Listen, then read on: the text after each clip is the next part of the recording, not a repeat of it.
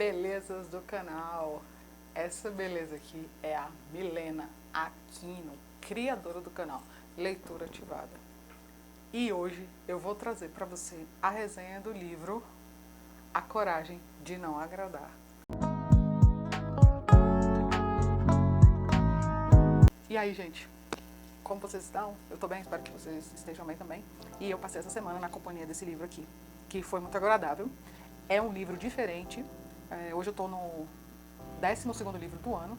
E de todos os livros que eu li até hoje, este é o único que não é um livro expositivo para mim. Ou seja, é um livro de, entre aspas, ficção. Para mim, ele conta uma narrativa, ele apresenta uma narrativa. Então foi um livro diferente. Você que é desenho como eu, você que está fazendo o programa Pior Ano da Sua Vida, do Pablo Marçal, saiba, este livro foi o livro mais diferente, na minha análise, que a gente teve até agora, dentro do nosso padrão de leitura.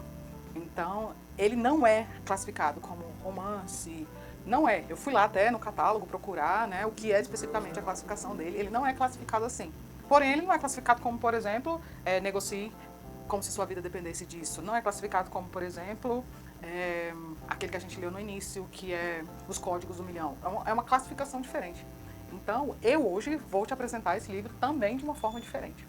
Tá certo? Eu não vou conseguir aquele meu padrão de livro expositivo, porque para mim não é um livro expositivo.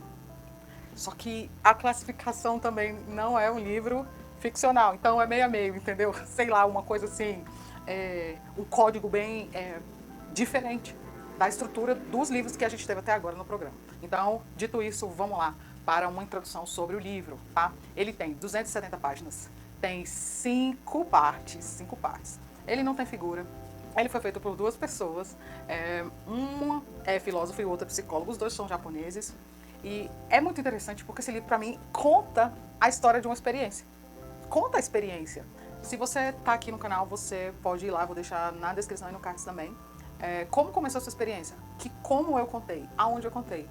Eu contei na leitura guiada que eu fiz desse livro. Vou deixar no card e na descrição para vocês. Vai lá. Lá eu conto como começa essa experiência, porque eu leio toda a introdução do livro. E eu leio o pós-fácil do livro lá. Agora eu vou te apresentar o miolo do livro. Gente, um livro expositivo dá pra gente ler sem ser na sequência. Um livro ficcional, você tem que ler na sequência. E este livro você tem que ler na sequência. Muito bem, dito essas coisas, eu vou para vocês agora falar um pouco das partes do livro, que são 5 partes. Então, a primeira parte desse livro, que é um diálogo entre 2 pessoas, um jovem e um filósofo. Primeira parte, a primeira noite, porque eles se encontram para conversar algumas coisas da vida, algumas variadas coisas da vida. E o interessante é que nós temos que captar essa experiência. Veja, o que eles vão conversar nessa primeira noite? Primeira noite, negue o trauma. Primeira noite, negue o trauma. Eu posso ler para vocês aqui do início e fala assim: o jovem entrou no gabinete do professor e sentou-se, relaxado numa cadeira. Olha só, ele começa a narração, começa a história. Porque estava tão determinado a registrar as teorias do filósofo? Suas reações eram claras. Ele não tinha autoconfiança, situação que surgiu quando ainda era bem novo e foi se agravando devido aos sentimentos de inferioridade. Sentia vergonha do seu passado, do seu histórico acadêmico, de sua aparência. Além de tudo, o jovem parecia incapaz de apreciar a felicidade alheia e vivia se lamentando. Para ele, as alegações do filósofo não passavam de fantasia. Pronto, isso aqui fala sobre um pouco a primeira noite. E o subtítulo é Negue o Trauma, gente. Sério mesmo. Este livro tem base em algumas filosofias, em algum expoente da psicologia. Então, o que esse expoente diz, que é o Alfred Adler, é que traumas não existem. Então, o filósofo já começa com os 2 pés no peito do cara e fala assim, ó, trauma não existe. E na boa, pra mim também não existe. Agora, vamos pra segunda noite. Olha só, segunda noite. Olha o subtítulo da segunda noite. Foca. Todos os problemas têm base nos relacionamentos interpessoais. Tá com problema? A base veio dos relacionamentos interpessoais. Então, olha como é a narrativa. O jovem cumpriu com a palavra, porque ele tinha prometido voltar antes, né? Exatamente uma semana depois, retornou ao gabinete do filósofo para falar a verdade. Apenas 2 dias ou 3 após a primeira visita, já queria voltar correndo. Ele havia refletido sobre o assunto e suas dúvidas tinham se transformado em 2 certezas. A de que a teleologia, a atribuição do propósito de determinado fenômeno, era uma falácia, e de que a existência do trauma era inquestionável. As pessoas não podem simplesmente esquecer ou se libertar do passado. Muito bem, o filósofo jogou a teoria do Adler para cima dele e ele não aceitou e ficou revoltado e falou assim, não, é impossível rejeitar traumas, que traumas existem. Então ele está relutando com a proposta de pensar diferente. Agora, vamos para a terceira parte.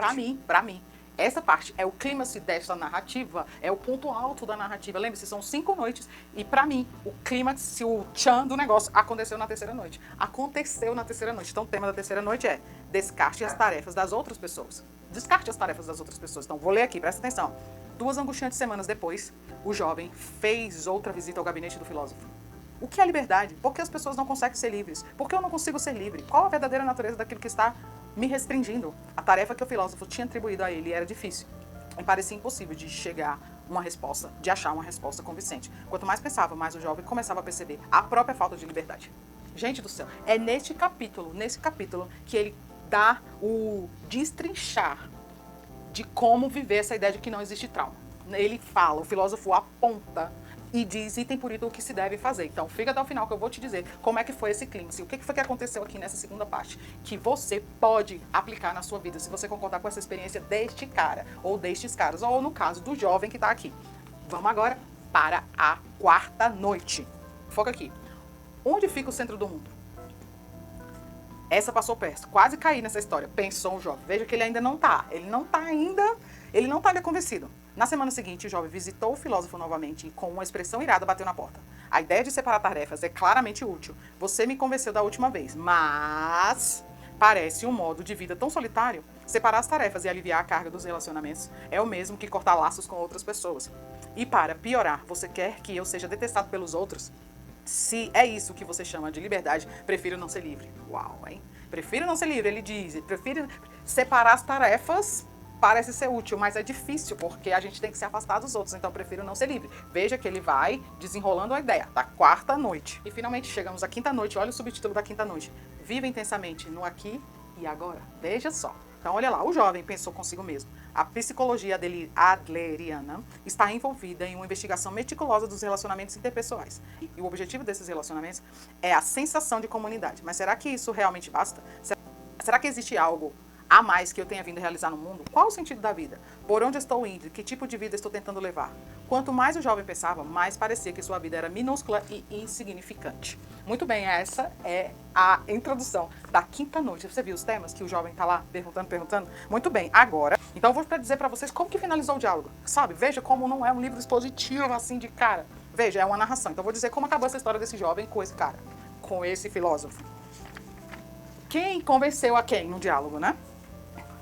O jovem fala, se eu soubesse, como eu queria ter sabido disso 10 anos atrás, ou mesmo 5 anos atrás. Se soubesse disso há 5 anos atrás, antes de conseguir um emprego. Aí o filósofo fala, a questão não é essa, você disse que gostaria de ter sabido disso 10 anos atrás, mas a verdade é que você está pensando assim porque o pensamento de Adler repercutiu em você agora. Ninguém sabe como você teria se sentido 10 anos atrás. Esta discussão é algo que você precisava ouvir agora. Sim, com certeza, respondeu o jovem, o filósofo. Vou citar Adler mais uma vez, lembrando que Adler é o filósofo que baseia toda a teoria do livro, que caminha por fora, que caminha na introdução, mas que os autores, estão tentando apresentar no formato de narrativa para nós. Então tá, e só um parênteses, o Adler é contemporâneo de Freud, portanto, ele questiona tudo que Freud faz, por isso que o debate começou que não há trauma. Muito bem. Aí o filósofo diz que vai citar Adler mais uma vez. A pessoa precisa começar. Talvez as outras pessoas não cooperem, mas isso não tem a ver com você. Meu conselho é este, você deve começar sem levar em conta se os outros serão cooperativos ou não. Aí o jovem fala, ainda não sei dizer se fui eu que mudei, ou se foi o mundo que vejo desta posição privilegiada que mudou. Mas uma coisa eu posso dizer com convicção. O aqui e o agora está brilhando intensamente. Brilha tanto que não consigo enxergar quase nada do amanhã. Aí, o filósofo. Acho que você aceitou a oportunidade. Então, jovem amigo que caminha à frente, vamos caminhar juntos? O filósofo fala. Sim, vamos caminhar juntos. E obrigado por todo o seu tempo. Aí o filósofo fala, eu agradeço. Aí o jovem diz, espero que não se importe se em algum momento eu voltar aqui para visitá-lo. Mas como um amigo, eu não vou tentar rebater seus argumentos. O filósofo, finalmente você me mostrou o sorriso de uma pessoa jovem. Bem, já está tarde, é melhor você ir. Precisamos dormir. Amanhã vamos saudar a chegada de mais um dia. E assim termina o livro, assim termina o diálogo.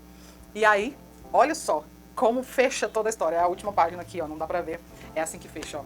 Lentamente, o jovem amarrou os cadarços dos sapatos e saiu da casa do filósofo.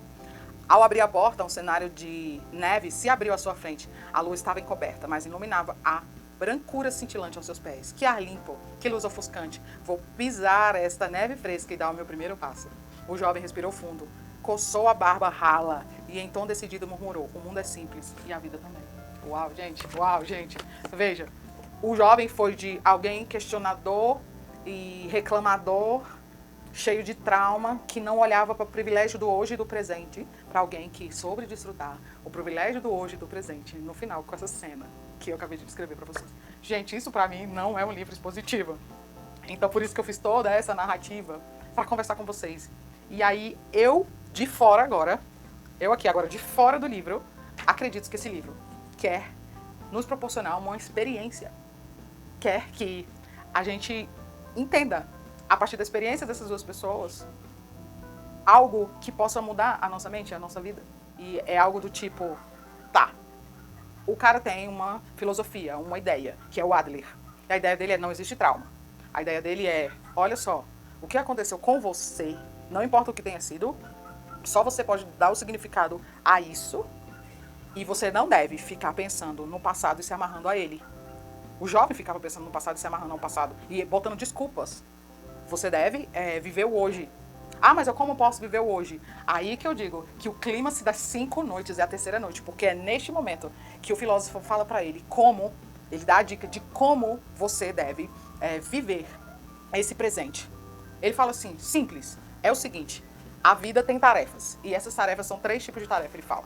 A tarefa do amor, a tarefa da amizade e a tarefa do trabalho. E essas tarefas estão baseadas, deixa eu ver, pronto, aqui são as tarefas, e elas têm a base, os relacionamentos interpessoais. E todas as vezes que a gente tem relacionamentos, é possível que os problemas venham deles. E nós precisamos agir para não ficarmos escravos desses relacionamentos. E aí ele fala assim, como? Fazendo separação de tarefas, fazendo delimitação. Primeiro, a gente pergunta, de quem é a tarefa nesse relacionamento? Quais são as tarefas nesse relacionamento? Até onde eu posso ir, que é a minha tarefa, e entra a tarefa do outro. E delimitando este processo é que a gente vai encontrar a coragem de não agradar os outros e ainda ser feliz nisso. Agora trocando os em miúdos. Tá escrito aqui, nessa página, desse jeito que tá escrito aqui, tá escrito o livro todo. Que é o quê? Tem um monte de gente aqui, um monte de passarinho aqui, tudo enfileirado, fazendo a mesma coisa, no mesmo formato, no mesmo caminho. E a coragem de não agradar os outros é falar assim, ó, vocês querem ficar nessa tarefa aí? Vocês querem cumprir essa tarefa? Eu não quero, eu vou pra essa tarefa, porque aqui não é a minha tarefa. Fique com a tarefa de vocês que eu vou chegar aqui. E aí tem um detalhe. Esse passarinho tá pintado de amarelo. Esse passarinho tá pintado de amarelo. E esses aqui, ó, são todos a mesma cor, são todos uniformizados, estão todos fazendo a mesma coisa, do mesmo jeito, a vida toda, vários anos. Então, ele diz, a teoria dele, a teoria do Adler, o que tá no livro que o filósofo diz é, você vai encontrar a felicidade quando você tiver coragem de não agradar os outros que estão à sua volta.